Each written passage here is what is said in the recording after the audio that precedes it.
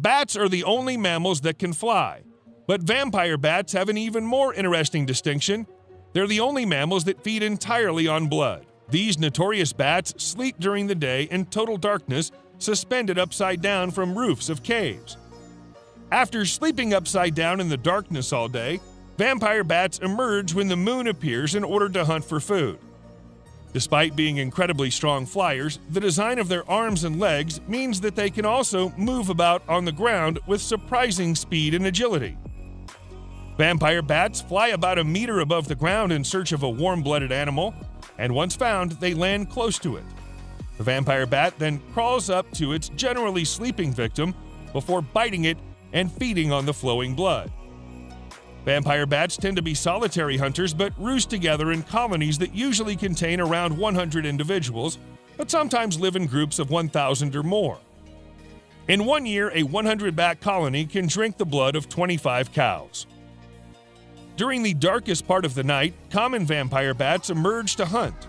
Sleeping cattle and horses are their usual victims, but they've been known to feed on people as well. Rather than sucking blood like a vampire, these bats make a small cut with their teeth, then lap up the flowing blood with their tongues. The animals are so light and graceful that they can sometimes drink blood from an animal for more than 30 minutes without waking it up. The blood-sucking doesn't even hurt their prey. They don't remove enough blood to harm their host, but their bites can cause nasty infections and disease. Vampire bats strike their victims from the ground. They land near the prey and approach it on all fours. The bats have few teeth because of their liquid diet, but those that they have are razor sharp. Each bat has a heat sensor on its nose that points it toward a spot where warm blood is flowing just beneath the victim's skin. Heat sensors on their noses help them find a good spot on the animal's body to feed, and strong hind legs and a special thumb help them take off after feeding. After putting the bite on an animal, the vampire bat laps up the flowing blood with its tongue. Its saliva prevents the blood from clotting. Because blood is about 80% water, vampire bats have a highly specialized mechanism to coat with the formidable weight they accrue each time they feed. Urination to remove excess water from ingested blood begins as soon as they start to feed.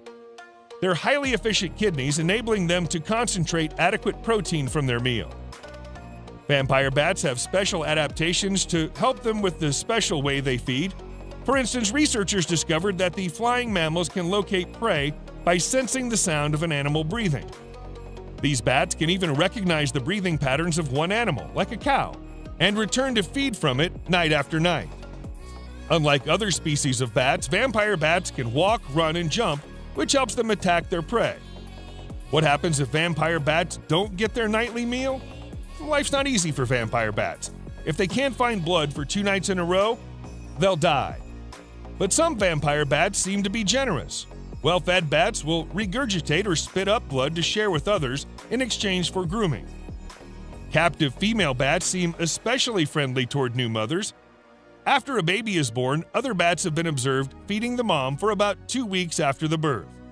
While vampire bats are truly fascinating animals, they can create legitimate problems when they exist in large numbers near people and domestic animals.